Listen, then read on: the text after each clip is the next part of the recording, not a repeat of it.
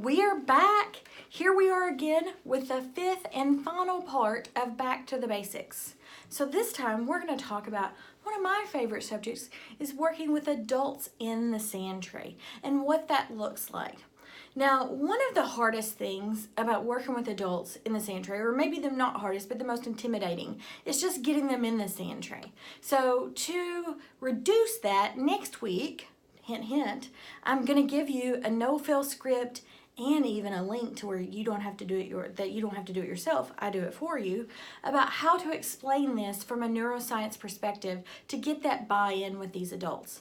But in the meantime, today, what I wanted to do is to show you a little bit of oftentimes about how adults build in the tray, and so you can kind of know what to expect. Now, we have covered what kind of miniatures you would want to have if you're going to be working with adults. And so oftentimes you want to have lots of abstract miniatures, people, they're going to use vegetation, a wide variety of miniatures when you're working with adults. Maybe not even so many transportation or animals like you would with little kids.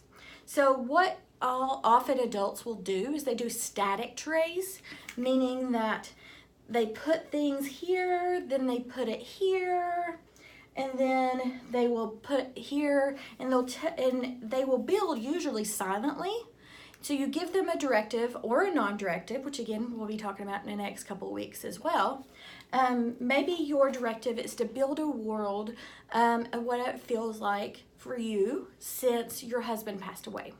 So maybe they have the RIP here, and they have an angel like from Doctor Who, a bridge, a lantern. They may use this something like, this is how I'm gonna light my way to get across this hard time. And again, they can use things like a shooting range that, like I got at Michael's, that there's all kinds of metaphors that adults will come up with, and kids too, but especially adults, that you're not prepared for. So please do not limit your imagination by wondering, well, how is this gonna be used? But just know that they're probably gonna build, again, a very static tray. And when you're working with the population who may be very, very intelligent, it doesn't have anything to do with intelligence, but maybe they're not used to speaking in emotional terms or building trays or doing things that are outside of their left brain, that they may have a hard time with this at first, and that's okay. And again, we've got a video coming up about what to do when the adults look at you like, I don't understand. So again, got another one coming up that I want to give you guys.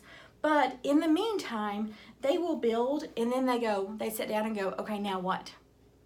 So that's when you come in and say, okay, so give me a tour of your world. Tell me, show me your world. And any kind of thing like that, all you're doing is introducing yourself and saying, I want to be invited in. A couple of things here, and I'm putting my hand here right now because it's just easier, but when you are working with a client, do not put your hands in their tray. Do not do that. It's just like, please don't, especially an adult. Kids sometimes will want you to do that, and if they invite you in, that's okay, but it is representation of their brain, the sandplay to their psyche, and so don't put your hands in their tray. Just FYI, don't do it. And I was even taught to put your hands on the side here and on the side. Don't even put it in the airspace. So again, that's another thing that's important to work with adults. So that's, again, what I wanted you guys to see, what it would typically look like with an adult and how they would build. Now, what we're going to be talking about just the next couple of weeks is what to say with adults. What are some processing prompts?